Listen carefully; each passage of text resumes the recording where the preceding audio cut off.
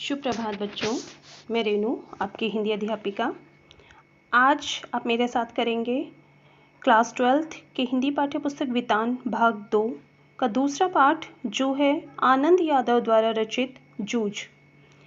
आनंद यादव मूलतः मराठी सुविख्यात कथाकार हैं और इन्होंने यहाँ जो जूझ है ये आत्मकथात्मक एक उपन्यास है और इस पाठ में उपन्यास के कुछ अंश मात्र ही रखे गए हैं। ये उपन्यास साहित्य अकादमी पुरस्कार 1990 में सम्मानित किया जा चुका है और जूझ एक किशोर के, एक नौजवान के भोगे गए ग्रामीण जीवन के खुरदरे यथार्थ और आंचलिक परिवेश, एक ग्रामीण परिवेश की जीवंत गाथा है। लेखक ने स्वयं के बारे में अपने बचपन की स्मृति को याद करते हुए अपने बचपन के बारे में लिखा है और ये उनका मराठी उपन्यास झोबी का अनुवाद है। जूझ का अर्थ होता है संघर्ष करना। तो यहाँ पर इस उपन्यास के अंश में हम देखेंगे कि किस प्रकार लेखक आनंद यादव ने अपने बचपन में कितने संघर्ष किए, उन्होंने शिक्षा प्राप्त करने के लिए उन्हें कितना संघर्ष करना पड़ा और किस प्रकार एक साधारण सा सामान्य सा बालक जो पढ़ाई में ज़्यादा अच्छा नहीं है, जिसके पिता उसे पढ़ाना नहीं चाहते और उसके बाद भी वो अपने जीवन के संघर्ष के द्वारा किस तरह एक लेखक तक का जो सफ़र तय करते हैं वो उन्होंने बताया है इस उपन्यास के माध्यम से। लेखक अपने बचपन की स्मृति को याद करते हुए कहते हैं कि जब वो पाठशाला जाने के लिए बहुत बेचैन रहते थे, उनके पिता नहीं चाहते थे वो पढ़ाई करें, क्योंकि उनके जो पिता थे वो खुद कोई काम नहीं करना चाहते थे, तो खेती का काम सब कुछ वो लेखक आनंद यादव जी को ही करना पड़ता था और इसलिए उनका स्कूल जाना बंद करवा दिया। वो अपनी माँ से बार बार चाहते थे, माँ से ये कहा करते थे कि मुझे पढ़ना है और किसी तरीके से मुझे पढ़ाई करने की परमिशन मिल जाए। तो वो इसके लिए उसी गांव के जो मुखिया थे दत्ताजी राव देसाई, उनके यहाँ जाते हैं। उनसे उनकी सिफारिश लगाई जाती है कि वो उनके पिता को समझाएं, क्योंकि माँ की भी इतनी हिम्मत नहीं थी कि वो पिता से कुछ कह सके और उनकी पढ़ाई दोबारा से शुरू हो सके। तो माँ और बेटा दोनों ही दत्ताजी राव के पास जाते हैं और पिता की सारी बातें बताते हैं और दत्ताजी राव उन्हें किस तरीके से उनके पिता को समझाते हैं और किस तरीके से वो स्कूल जब जाना दोबारा से उनका शुरू होता है, उसके साथ भी उन्हें खेतों के काम करने पड़ते हैं और धीरे धीरे अपने संघर्ष को, अपने कार्य करते रहने को वो बंद नहीं करते और उनका जो रुझान था उनके अध्यापक के कारण, उनके जो मराठी अध्यापक थे वो उन्हें किस तरीके से कविताएं लिखना, बोलना सब सिखाया करते थे। वो गा गा कर कविताएं किया करते थे। तो उनकी जो रुचि थी वो कविताओं की तरफ उनका रुझान होने लगा और धीरे धीरे वो खेतों में काम करते हुए अपना तुकबंदी करने लगे छोटे छोटे से, और उसके बाद वो धीरे धीरे उन कविताओं को मास्टर जी को सुनाया भी करते थे। तो एक अध्यापक किस तरीके से किसी भी बच्चे के जीवन में योगदान देता है और एक बच्चे का जो संघर्ष है वो उसे कहाँ से कहाँ पहुँचा सकता है, वो हम इस उपन्यास के अंश में पढ़ते हैं। तो अब हम शुरू करते हैं इस पाठ की व्याख्या। पाठशाला जाने के लिए मन तड़पता था, लेकिन दादा के सामने, दादा यहाँ पर लेखक ने अपने पिता को संबोधित करते हुए कहा है कि उनके सामने खड़े होकर ये कहने की हिम्मत नहीं होती कि मैं पढ़ने जाऊँगा। डर लगता है। अपने पिता से ये काफ़ी डरते थे कि हड्डी पसली एक कर देगा, इसलिए मैं इस ताक में रहता, मैं इस इंतज़ार में रहता कि कोई दादा को समझा दे। मुझे इसका विश्वास था कि जन्म भर खेत में काम करते रहने पर भी हाथ कुछ नहीं लगेगा। बचपन से ही इतनी समझ इनके अंदर थी, वो जानते थे कि वो ज़िंदगी भर भी खेती में कितना भी काम करते रहें फिर भी वो कुछ नहीं हासिल कर पाएंगे। जो बाबा के समय था वो दादा के समय में नहीं रहा, क्योंकि जो उनके बाबा थे, उनके पिता के पिता, वो जिस समय में जितनी खेती करते थे, जो उनके समय में था वो उनके पिता के समय में नहीं है। और ये खेती हमें गड्ढे में धकेल रही है। पढ़ जाऊंगा तो नौकरी लग जाएगी, 4 पैसे हाथ में लगेंगे, विडोबा अंडा की तरह कुछ धंधा कारोबार किया जा सकेगा। और इस तरीके के विचार अंदर ही अंदर उनके मन में चलते रहते थे। वो जानते थे कि खेती में उन्हें कुछ हासिल होने वाला नहीं है, वो इससे सिर्फ पीछे की तरफ जा रहे हैं, आगे वो तरक्की के रास्ते पर, प्रगति के मार्ग पर कहीं भी आगे नहीं बढ़ रहे। तो वो चाहते थे कि वो खेती ना करें, कुछ पढ़ लेंगे तो नौकरी लगेगी और नौकरी करने पर ही उनकी कोई प्रगति कहीं किसी प्रकार से हो पाएगी। दिवाली बीत जाने पर महीना भर ईख पेरने पर कोल्हू चलाना होता। दिवाली के बाद ईख कहते हैं, जो गन्ने की फसल होती है उसको पेरना और कोल्हू चलाना, जो गुड़ बनाने की प्रक्रिया होती है। गन्ने को जो ईख है वो खेतों से निकाली जाती है, उसको कोल्हू चलाया जाता है और उसके बाद उससे गुड़ बनाया जाता है। तो इनके पिता क्या करते थे, कोल्हू ज़रा जल्दी शुरू किया जाए तो दादा की समझ से ईख की अच्छी खासी कीमत मिल जाएगी। जो शुरुआत में सबसे पहले हम देखते हैं, कोई भी फल फ्रूट सब्जी जब मार्केट में आना शुरू होता है सीजनली, तो वो शुरुआत में काफ़ी महंगा होता है और जब ख़त्म होने लगता है तो भी काफ़ी महंगा होता है। तो इनके दादा क्या किया करते थे, इनके पिताजी, कि ईख की जो है काफ़ी जल्दी वो कोल्हू चलवाना शुरू कर देते थे, क्योंकि ईख की कीमत उन्हें अच्छी मिल जाती थी। तो वो जल्दी ही निकालना शुरू कर देते थे खेतों से ईख को। ये उनकी समझ कुछ हद तक सही थी, क्योंकि जब चारों ओर कोल्हू चलने लगते तो बाज़ार में गुड़ बहुत ज़्यादा हो जाता और भाव नीचे उतर आते। उस समय नंबर 1 और नंबर 2 का गुड़ बहुत आता। हमारे जैसे खेतों पर बनाए गए नंबर 3 के गुड़ को कौन पूछता। तो गुड़ की जो क्वालिटी है वो कम हो जाती थी।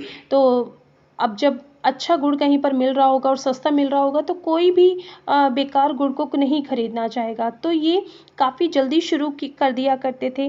बाकी के किसान दूसरे ढंग से विचार करते थे। उनका मत था, यदि ईख को कुछ दिन और खेत में खड़ी रहने दिया जाएगा तो गुड़ ज़रा ज़्यादा निकलता है। देर तक खड़ी रहने वाली ईख के रस में पानी की मात्रा कम होती है, रस गाढ़ा हो जाता है, जिसके कारण ज़्यादा गुड़ निकलता है। लेकिन दादा की समझ से गुड़ ज़्यादा निकलने की अपेक्षा भाव ज़्यादा मिलना चाहिए, कि जितना भाव मिले, जितना ज़्यादा भाव मिल जाए वो ज़्यादा अच्छा है। और वो इसीलिए सारे गांव में सबसे पहले जो कोल्हू था वो आनंद यादव के घर पर ही चलना शुरू होता था, वो लेखक के घर पर ही चलना शुरू होता था, क्योंकि उसकी जो कीमत थी ईख की वो ज़्यादा अच्छी मिल जाती थी। इसी कारण वो इस वर्ष भी शुरू हुआ और हम उससे जल्दी निपट गए, आगे के काम में लग गए। जल्दी जो ईख का कोल्हू का काम था वो शुरू हुआ और जल्दी ही ख़त्म हो गया। सभी जन धूप में लेटे हैं, सर्दियों का समय है।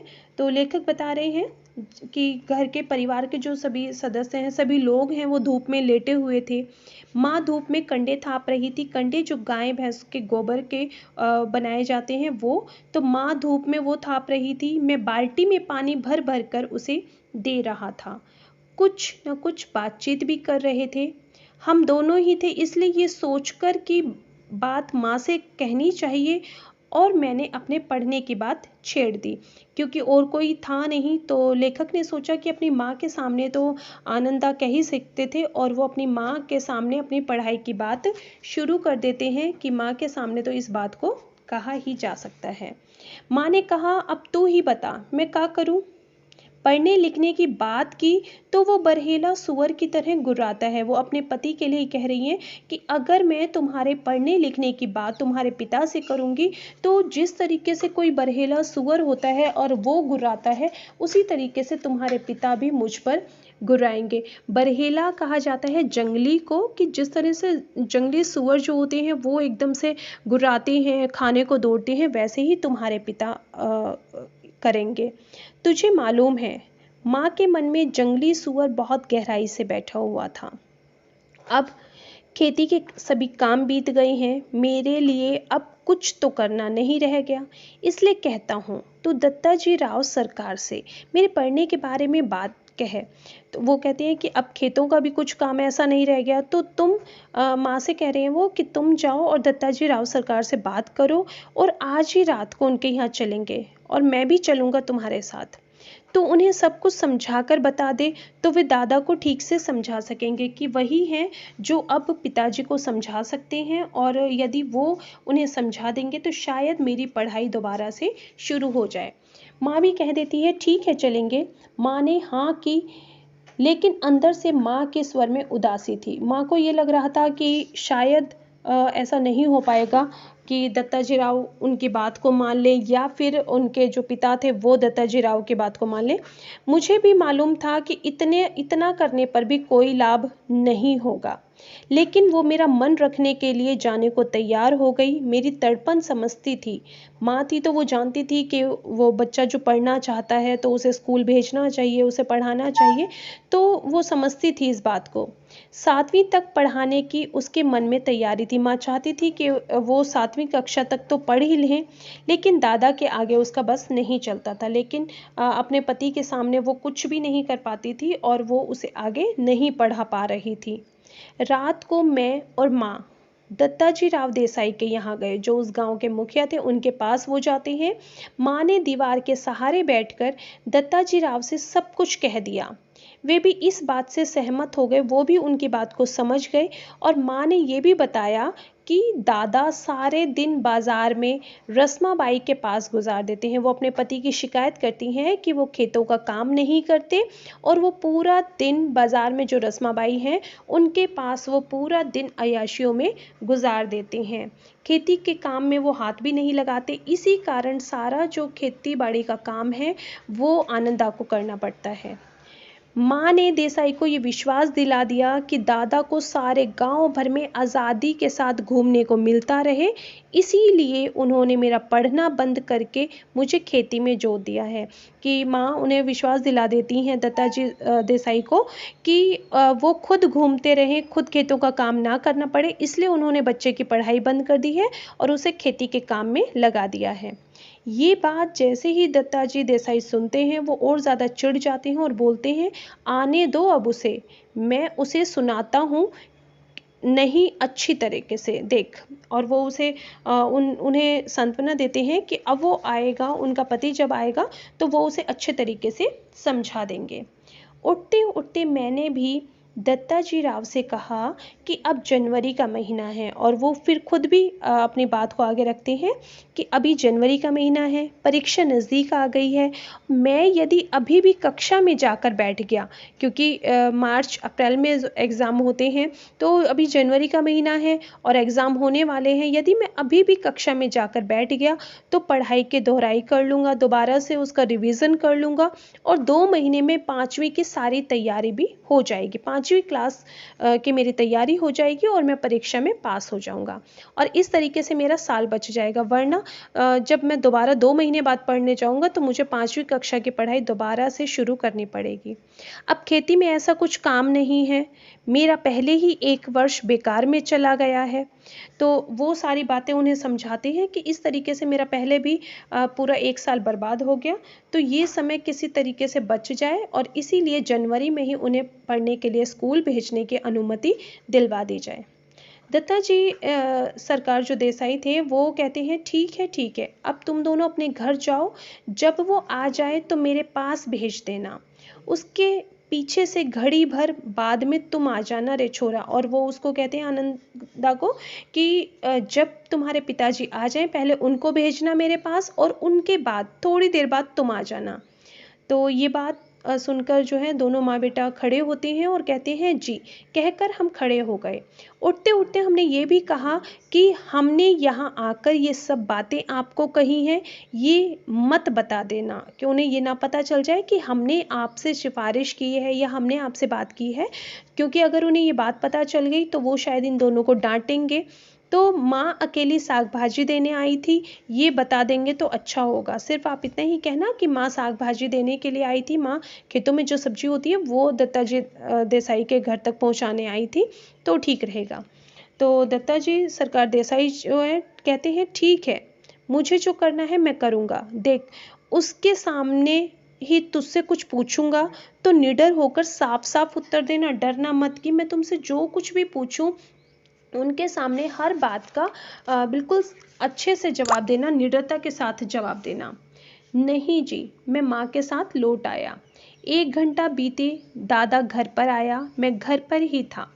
आते ही माँ ने दादा से कहा, जैसे ही 1 घंटा बीत जाता है उनके आने के बाद, तो जो उनके पिताजी थे वो बाज़ार से जब लौटते हैं तो माँ उनसे कहती है कि साग भाजी देने देसाई सरकार के यहाँ गई थी।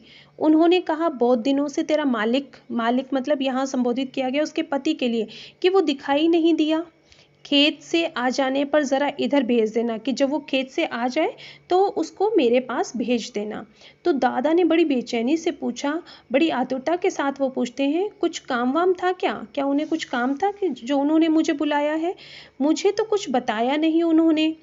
तो मैं हो आता हूँ, तब तक तो रोटियां सेक ले। गणप्पा आए तो उसे खेतों में भेज देना पहले ही, कि जब वो आ जाए तो उसको खेतों पर भेज देना और तुम तब तक रोटी बना लो। और दादा तुरंत खड़ा हुआ। देसाई के बाड़े का बुलावा दादा के लिए सम्मान की बात थी, क्योंकि देसाई जो सरकार है वो गांव के मुखिया हैं, मुख्य व्यक्ति हैं, तो उनके घर से बुलावा आना दादा के लिए भी सम्मान की बात थी कि उनको बुलाया गया है। तो दादा जो है उनकी बात को तुरंत सुनते हैं, वो तुरंत खड़े होते हैं और वहाँ पर जाते हैं। आधा घंटा बीतने पर माँ ने मुझसे कहा, अब तू जा, कहना जिम ने बुलाया है। जिमने का मतलब है भोजन खाने के लिए, कि अब तुम जाना और वहाँ पिताजी को कहना कि खाना खाने के लिए बुलाया है। अच्छा, मैं पहुंचा तो सरकार मेरी राह देख रहे थे, और देखा तो दत्ता जी देसाई जो थे वो उन्हीं का इंतज़ार कर रहे थे। क्यों आया रे छोरा? वो उससे इस तरीके से बिल्कुल अनजान होकर सारी बातें कहते हैं कि जैसे वो दिन में आया ही ना हो या उन्हें किसी बात का पता ही नहीं। तो वो कहता है कि दादा को बुलाने आया हूँ, अभी खाना नहीं खाया। बैठ बैठ थोड़ी देर, अभी तो आया है वो मेरे पास। जी। और ऐसा कहकर वो वहाँ बैठ गए। धीरे धीरे दत्ता जी राव पूछने लगे, कौन सी में पढ़ता है रे तू? वो उससे धीरे धीरे सारी बातें उगलवाना चाहते थे, तो वो पूछते हैं कौन सी में पढ़ता है? तो वो कहता है जी 5वीं में था, किंतु अब नहीं जाता। फिर वो पूछते हैं क्यों रे? दादा ने मना कर दिया है, खेतों में पानी लगाने वाला कोई नहीं है, इसलिए मुझे पढ़ाई करने नहीं मैं जाता हूँ, और मेरी 5वीं कक्षा की पढ़ाई बीच में ही रह गई है। फिर दत्ताजी देसाई जो हैं उसके पिता से पूछते हैं, क्यों रत्नापा? हाँ जी। फिर तू क्या करता है? अगर खेतों में पानी लगाने के लिए तूने लड़के की पढ़ाई बंद करवा दी तो फिर तुम क्या करते हो? सरकार ने दादा से जिरह करना, जिरह मतलब बहस करना शुरू किया, तो सारा इतिहास बाहर निकल आया। फिर पता चला उन्हें कि किस तरीके से उनकी पढ़ाई बंद करवाई गई है। सरकार ने दादा पर खूब गुस्सा किया, उन्होंने दादा की खूब हजामत बनाई, उन्हें खूब डांट पिलाई, उन्हें खूब सुनाया इन सारी बातों को सुनकर कि तुमने लड़के की पढ़ाई क्यों छुड़वाई। देसाई के खेत को छोड़ देने के बाद दादा का ध्यान किसी काम की तरफ नहीं रहा था। जब से पहले वो देसाई के काम पर खेतों में काम करते थे, पर जब वहाँ से खेतों का काम छोड़ा था तो वो किसी काम की तरफ ध्यान नहीं देते थे।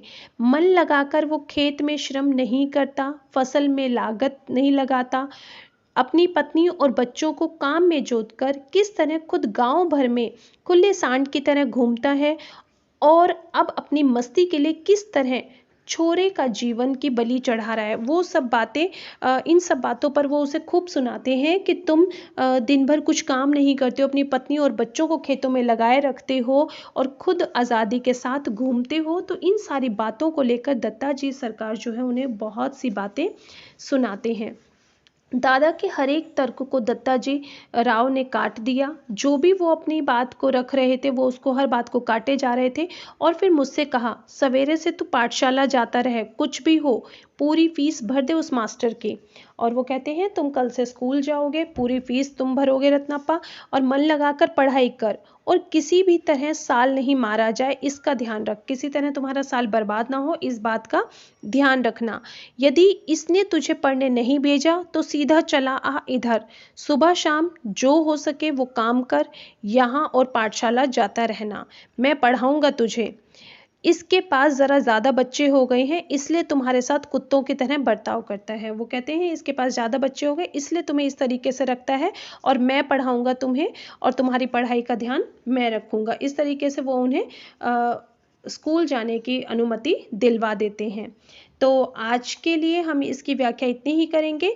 आगे के भाग में हम देखेंगे कि अब किन शर्तों पर उसका स्कूल जाना शुरू होता है और किस तरीके से वो स्कूल में जाने पर उनके सामने कौन-कौन सी परेशानियाँ शुरू होती हैं और उन सारे संघर्षों का वो किस तरीके से सामना करते हैं। तो आज के लिए इतना ही। धन्यवाद बच्चों।